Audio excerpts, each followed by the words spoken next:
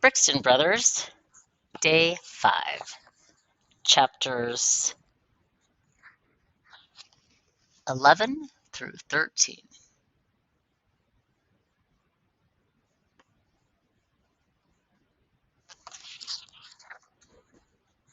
Chapter 11, Clumber's Mistake. The sun was setting as Steve walked through the front doors of the Ocean Park Police Station. The desk sergeant was deeply involved in a crossword puzzle. Judging from the number of blank boxes on the paper, crossword puzzles weren't the officer's forte. Steve stood at the desk. "I'd like to report a kidnapping," Steve said. The desk sergeant didn't even look up. "Who got kidnapped?" he asked. "Me," said Steve. The officer glanced up and did a double take when he saw the ropes around Steve's torso. "Oh, man," said the officer, "let's get those ropes off of you." He pulled a penknife out from a drawer and came around the desk to saw through Steve's binds. The ropes fell to the ground. "Thanks." Steve rubbed his arms to get the blood flowing. "Sure," said the desk sergeant. "Hold on a sec." He picked up the phone and mumbled inaudibly into the receiver. Then he looked up at Steve. "What's your name, kid?" "Steve Brixton," said Steve. "Well, Steve, the situation is way above my pay grade. I think you'd better see the chief of police." The desk sergeant led Steve through a door and back into the station. Things were quiet back there. The radio hummed softly. Two bored police officers sat with their feet up on desks. Steve recognized one of them. "Hi, Rick," Steve waved. Rick turned. His face was covered in tiny scratches, and his disheveled hair made it look like a bird had built a nest on his head. When Rick saw Steve, he just sat and glared. It seemed like Rick was having a bad day. "Come on," said the desk sergeant. "The chief's up on the second floor." Steve followed the sergeant up a flight of stairs and down a dingy hallway. At the end was a door marked Chief Frank Clumber. The officer knocked twice. "I've got Steve Brixton here to see you," he said. The door opened. Chief Clumber was a large man, and his face was red and friendly. "Thanks for bringing him up, Sergeant Williams. You can go back to your crossword puzzle." Sergeant Williams blushed and left. Chief Clumber winked at Steve. "He thinks I don't know what he does all day. Of course I know. I'm a cop." Steve laughed politely. "Don't just stand there in the door, Steve. Come in, come in." Steve stepped into the office. "Have a seat." The police chief pointed to a steel chair in front of his desk. Steve was wearing shorts, and the metal felt cold against his legs. Chief Clumber scratched his right ear. "So I hear you walked in here out of breath and all tied up in ropes. Very unusual to say the least." Chief Clumber leaned back in his chair, revealing the full expanse of his massive belly. The buttons on his shirt deserved a Police Medal of Valor just for managing to stay fastened. Clumber smiled. "So, Steve, my question is this. What happened to you today?" It was a good question, and like many good questions, it wasn't easy to answer.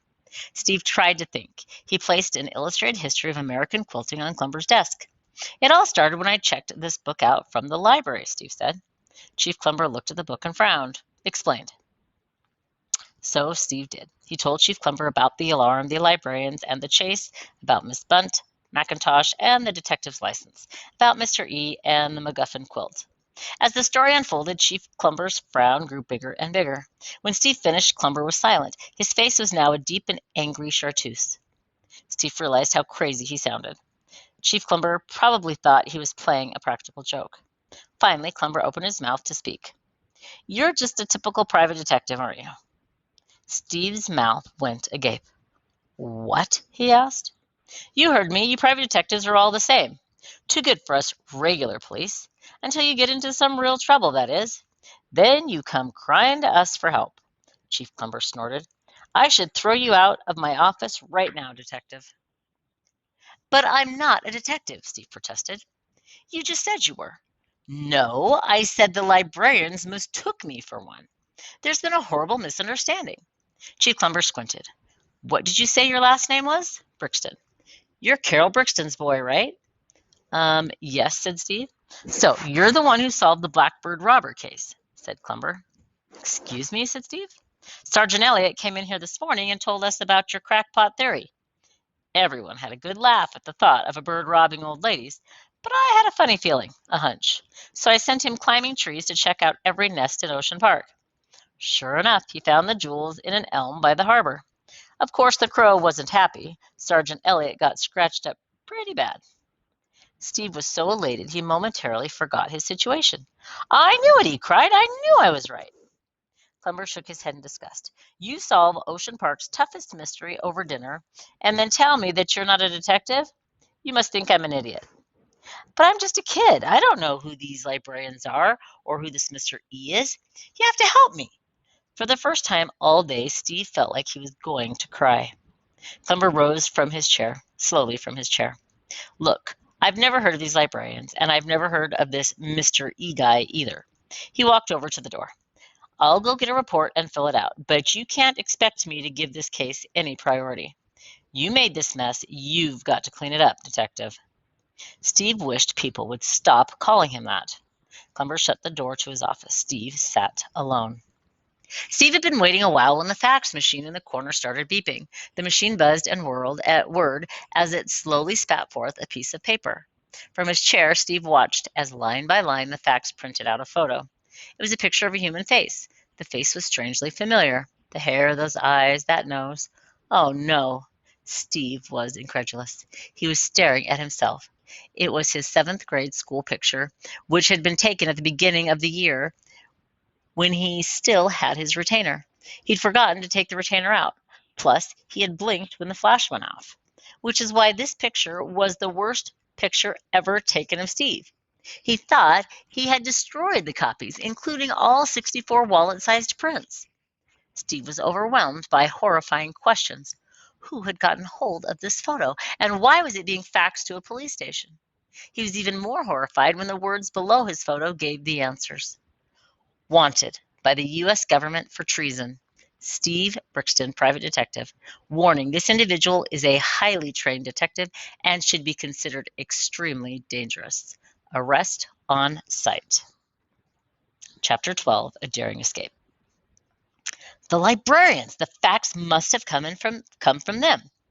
In a flurry, Steve ripped the paper from the fax machine and stuffed it in his mouth. The Bailey Brothers Detective Handbook says that eating secret messages is the best way to dispose of them. And even though the wanted poster wasn't exactly a secret message, Steve figured it would be better if Cheese Clumber didn't see it. Steve chewed and chewed, mashing the paper into a wet pulp. Then he swallowed. He gagged and almost threw up. The fax machine started beeping again. Slowly, steadily, the machine spat out another copy of the wanted poster. Steve tore the paper out. His stomach gurgled threateningly. This time he ripped the sheet up and stuffed the shreds in his shorts pocket. The machine beeped again, and even though he knew what was coming, Steve was devastated when he saw his photo. He snatched up the piece of paper and crumpled it into a ball. The machine started beeping. Steve counted every one of its buttons, trying to turn it off, but nothing Steve did could stop the fax from printing. Copy after copy of the wanted poster came spewing forth. Soon Steve's pockets were bulging with papers. By the time the 10th poster was printing, Steve was getting desperate. He swung his fist in the air and pounded the top of the machine as hard as he could. The fax machine went quiet. Then it started printing again. In a wild rage, Steve gathered the machine in his arms, yanked its cords from the wall, stumbled across the room, and flung it out an open window. Steve stuck his head outside and peered down to the ground below. Bits of metal were strewn across the lawn, shining silver in the moonlight. Sheets of white paper blew aimlessly across the grass. Everything was silent, beautifully silent. Then Steve heard Chief Clumber's voice coming from an open window on the floor below. We got a lucky break here, boys, the detectives up in my office. Williams, Elliot, you come up with me. If he's as dangerous as the description says, I'll want some backup. It appeared the Ocean Park police station was equipped with more than one fax machine. There was no way Steve was going to let the cops turn him over to the librarians. He leapt back from the window and surveyed the room, looking for something he could use to block the door. The desk, he thought. That should be big enough to keep the door closed. He hurried over to Clumber's metal desk and threw all his weight into it. It didn't move. Steve paused, caught his breath, and placed his shoulder against the edge of the desk. He heaved and strained. The desk still didn't move, but now his shoulder hurt. Footsteps and muffled voices came from down the hallway. There was no time. Steve grabbed the book on quilting, stuffed it into his backpack, then ran over to the open window. He leapt up onto the sill. Sitting with his legs dangling 15 feet above the ground, Steve pulled out the Bailey Brothers Detective Handbook. He flipped it open to a section called Leaping from Tall Places and began to read. Jumping from high places isn't so bad, as long as you know how to fall. Sean and Kevin Bailey are always leaping from old water towers or speeding trains. The key is rolling when you hit the ground. Chief Clumber's voice was right outside the door. All right, men, we go in on 3. Jumping from the second story of a police station didn't sound nearly as dangerous as jumping from a speeding train. 1. Then again, the fax machine hadn't handled the fall very well. 2. Of course, fax machines don't know how to roll. 3. Steve jumped into the cool, dark night. Chapter 13, Manhunt. One thing the Bailey Brothers Detective Handbook doesn't tell you is how fast you fall. Steve plunged downward and collapsed in a pile on the wet grass. A sharp pain shot through his left ankle. Roll, Steve thought. Quietly groaning, he turned onto his belly, then over to his back again. His ankle didn't feel any better. Clumber, Williams, and Rick appeared in the second-floor window. There he is, said Clumber. Get him! The 3 cops vanished from the window in unison. Steve scrambled to his feet. His ankle gave.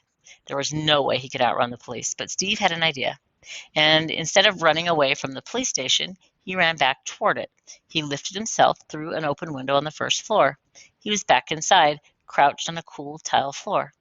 The room was dark, but the sweet smell of urinal cakes was unmistakable. He was in the men's room. A few seconds later, Clumber's voice came in from outside and echoed off the walls of the room. Elliot, you check out the kid's house. Nichols, you take Main Street. I'll patrol the neighborhood. What about me? Asked a voice that sounded like Williams. You watch the desk. Steve heard 3 engines start up and fade away. He peeked out through the window. The front of the station was deserted. Steve gingerly lowered himself back onto the lawn and headed toward a place Clumber hadn't said to look, the beach. At night, Ocean Park Beach was completely deserted. Steve picked his way along the shore by moonlight, scrambling over rocks and splashing through tide pools. He wasn't going anywhere in particular, so after a mile or 2, he stopped going anywhere at all. The sea was black and the sand was black, and the waves hitting the beach sounded like a librarian saying, shush. Steve sat on the shore with his arms wrapped around his knees and wondered how his life had become such a mess. The way he saw it, he had 3 big problems. Big problem number 1, a bunch of trigger-happy librarians thought he was a private detective working for a dangerous man. Big problem number 2, the Ocean Park Police Department also thought he was a detective and was hunting him for treason. Big problem number 3, he had a social studies report due on Monday. Steve grabbed a handful of sand and let the grains fall through his fingers. He wished that it would stay night forever, that he could sit by himself on the beach in the dark where nobody would find him. He stood up, brushed the cold sand from his legs, and started walking. As his footsteps formed a great circle on the beach, Steve's brain unclouded. He began constructing a big solution. If he found the quilt and unmasked Mr. E, that would get the librarians off his case, which would mean the cops would call off their manhunt, and hopefully the whole story would make for a great essay on needlework. That was it. The only way to prove that he wasn't mixed up in this mess was to get mixed up in this mess. If he was going to show everyone that he wasn't a detective, he had to solve this case. But first, he needed to pick up the right tools. Steve walked away from the ocean toward his house.